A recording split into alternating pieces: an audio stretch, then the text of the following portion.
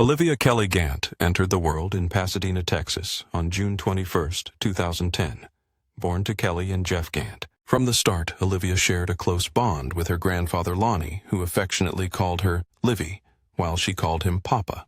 Lonnie often recalled Olivia's vivid imagination and the joy she found in playing with her dolls. Her favorite moments included playing with her sisters and family outings to Dairy Queen, where ice cream cones created lasting memories. Olivia's curiosity extended to the lions and sharks she admired at the local zoo. Her fascination with dinosaurs led to visits to Dinosaur Ridge, where she amazed her family with the facts she eagerly shared. Behind this joyful child, Kelly and Jeff's troubled marriage was unraveling, forcing Kelly, Olivia, and her sisters to relocate to Colorado while Jeff remained in Texas. In Colorado, Olivia embraced school life, attending Columbine Hills Elementary, where she enjoyed pre-K kindergarten and part of first grade.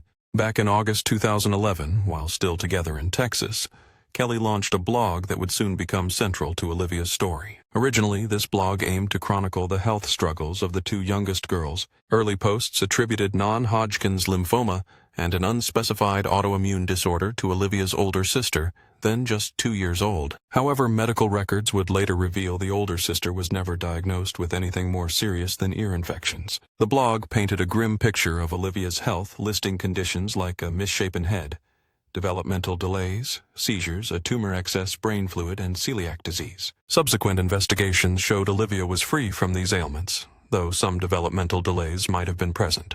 Kelly told gastrointestinal specialists that Olivia had undergone allergy testing at National Jewish Hospital, describing severe allergies to peanuts, tree nuts, chocolate milk, protein, and cats. Yet she admitted difficulty in distinguishing whether Olivia's reactions stemmed from true allergies or aversions linked to alleged autism. Most details about Olivia's extensive medical history emerge from the indictment against Kelly Turner. Dr. Kara Matt successfully removed hardened fecal matter, but Kelly soon returned seeking treatment for Olivia's alleged inability to eat or digest food. Around this time, Kelly's blog, Prayers for Olivia, started to weave a fabricated narrative. Olivia as an autistic child battling an inoperable tumor. Interviews with several of Olivia's doctors during the investigation uncovered a disturbing picture: doctors who complied unquestioningly and a mother driven by a chilling, unmaternal agenda. In the following months, multiple emergency visits built a record of a child supposedly in relentless pain, plagued by persistent intestinal issues. In truth, the surgery was an ileostomy, where part of the small intestine is exteriorized to aid waste elimination. Yet Kelly soon began to complain about persistent difficulties with Olivia's eating, leading to the necessity of a feeding tube. In her blog, Kelly painted a disturbing picture describing Olivia's intestines as visibly protruding. Kelly compared the sight to a hot dog while simultaneously soliciting donations with an urgent plea to help cover mounting hospital bills. By July 2015, she was publicly portraying Olivia as terminally ill, despite no formal medical diagnosis confirming such a fate. The family had relocated from Texas years earlier, chasing the hope of specialized treatment. One by one, Olivia's intestines had ceased functioning. Knowing Olivia lived within the Littleton Fire District, which collaborated with South Metro in emergency responses, the two departments united to make her wish a reality. It was a natural partnership, joining forces to provide Olivia with unforgettable joy. Her bucket list was clear: she wanted to be a firefighter. No one anticipated that this dream would indeed come to life. Becoming a firefighter was a goal they achieved together. The firefighters ensured everything was in place, expressing gratitude for their leadership's support. Olivia rested briefly, regaining strength to fully embrace the experience. The community's outpouring of support was overwhelming, a debt that could never be repaid. Taking life one day at a time, those close to Olivia remained grateful for every moment they were given. At Kelly's insistence, Olivia endured multiple surgeries over 4.5 years,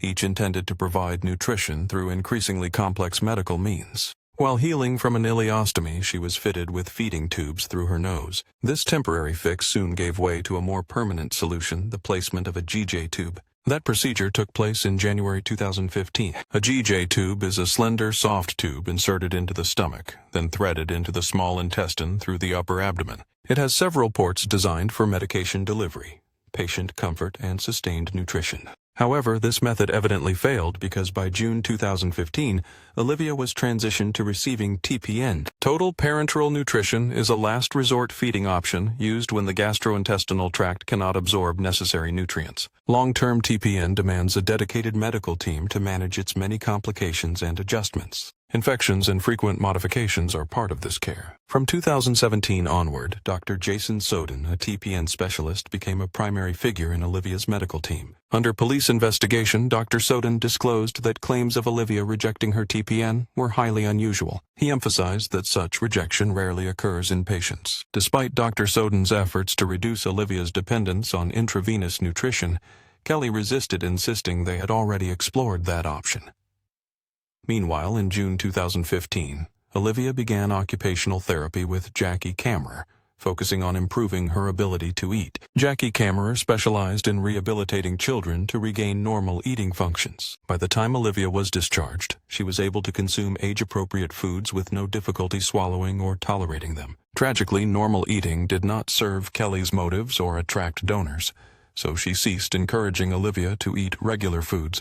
On March 24, 2017, Kelly Turner launched her final fatal assault on Olivia's life. Given the powerful narcotics prescribed for Olivia's pain, she could have suffered a brief episode of breathing or cardiac distress. Such an event could have been swiftly reversed with Narcan and adjusted pain medication, yet Kelly explicitly requested that Narcan not be administered. She went further, pressing for a do not resuscitate order, a DNR, to be put in place. Dr. Soden recalled Kelly arguing that Olivia's quality of life was poor, citing her pain reliance on TPN and inability to feed normally. Under this pressure, Dr. Soden signed the DNR.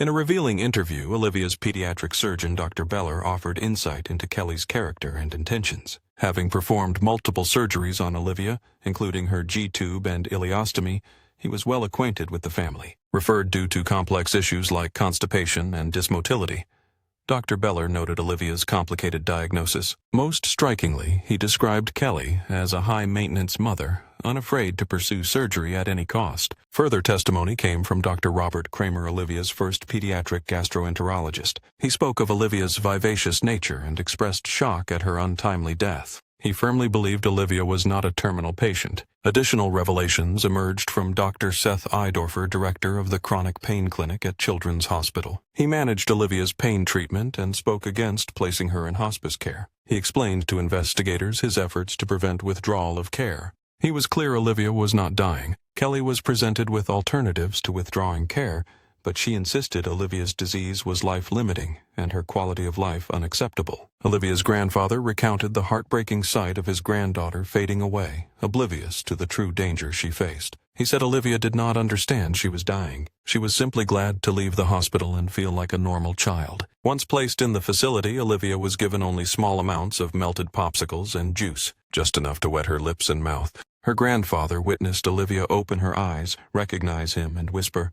"Papa, I'm hungry." She was starving. Olivia passed away on August 20th, 2017. She was only 7 years old, robbed of life, starving slowly in hospice care she never needed. The indictment quotes several doctors, some more forceful than others, but all agreed that hospice and withdrawing care were inappropriate. Yet each deferred to Kelly, trusting that as her mother she sought the best for Olivia. Kelly's true role in Olivia's brief, painful existence remained hidden at first. It was not until October 2018 that an investigation into Kelly began, triggered by concerns of abuse involving Olivia's middle sister. This sister was a minor during the investigation, so her identity was kept confidential in official documents. Olivia's sister had started seeing a new doctor, Dr. Antonia Kaisa, after her previous physician retired. During this transition, Dr. Kissa uncovered troubling inconsistencies in the child's medical history. Records suggested the sister had been treated for bone cancer between ages 2 and 5. Texas doctors confirmed there was no record of such a diagnosis or treatment. This revelation prompted authorities to exhume Olivia's body in November 2018 to uncover the true cause of her death. The search for answers was just beginning as the dark truth behind Olivia's suffering started to come to light. The autopsy revealed that Olivia showed no anatomical cause to explain her supposed intestinal failure. Moreover, many of Kelly Turner's other medical claims lacked any solid evidence. The public became widely acquainted with Munchausen syndrome by proxy, after the infamous Gypsy Rose Blanchard case. This rare mental disorder often presents as a disturbing form of child abuse. It involves a caretaker fabricating or causing genuine symptoms in a child,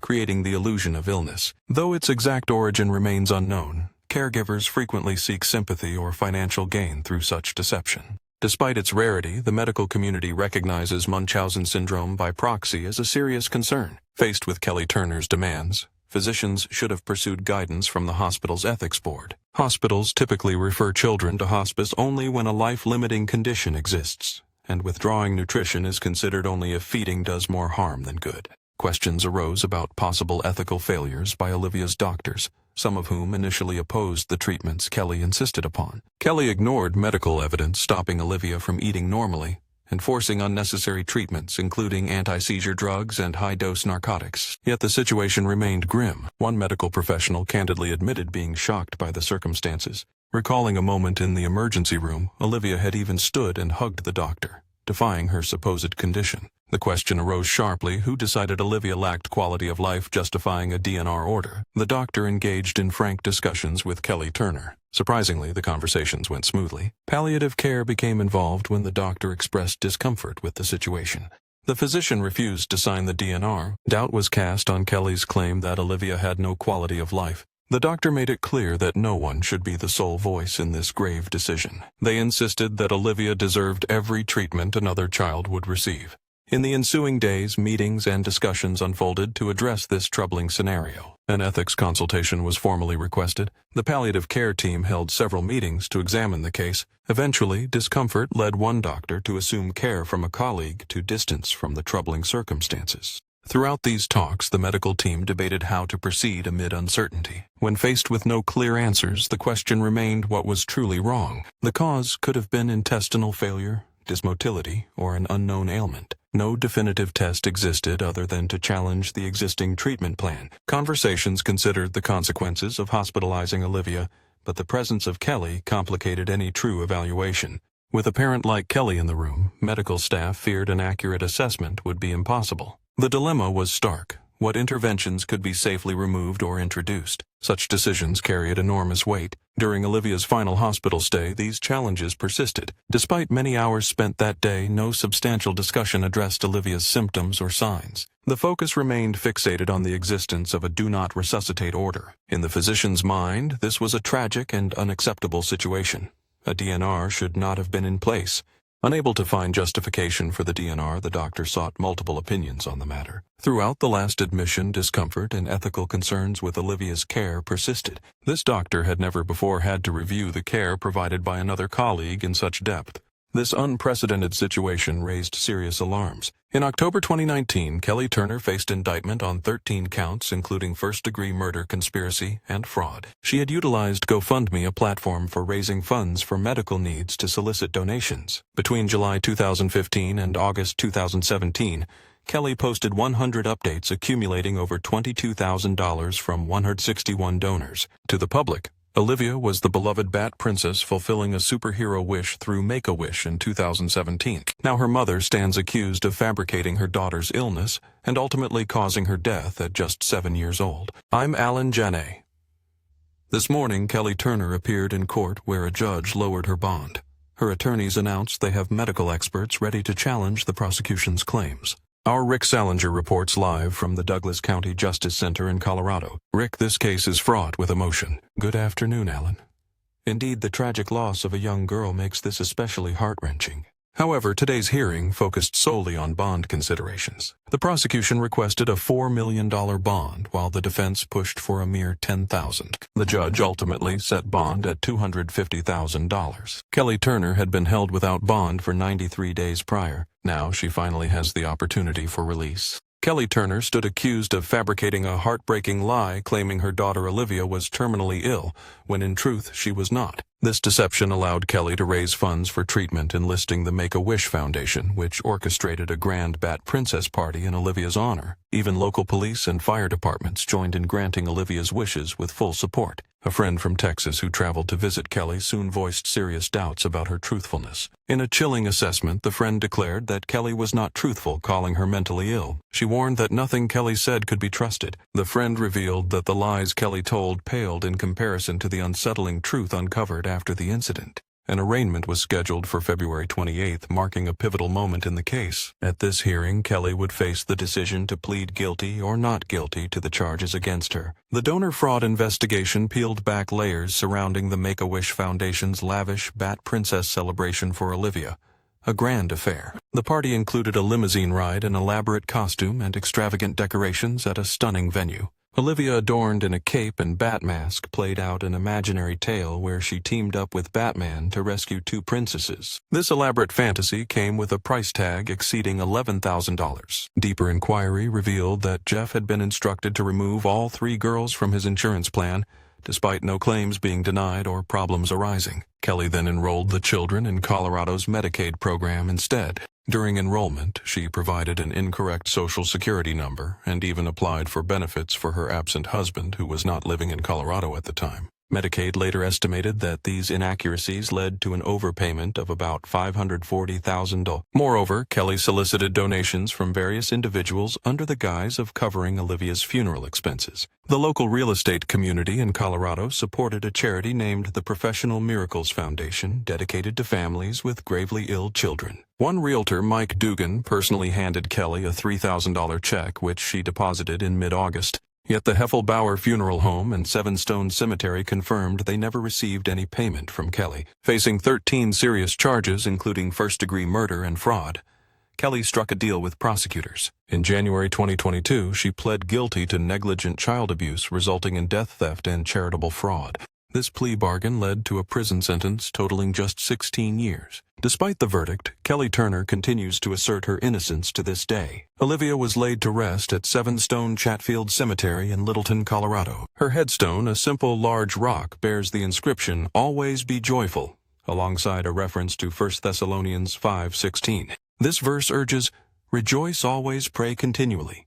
Give thanks in all circumstances, for this is God's will for you in Christ Jesus."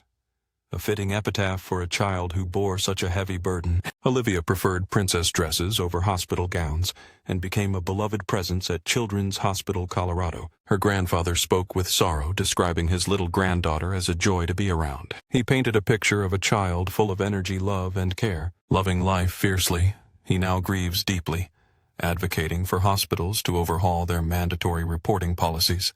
His plea was clear. He wants to know why no concerns were ever reported, insisting these policies must change to protect other children from suffering the same fate.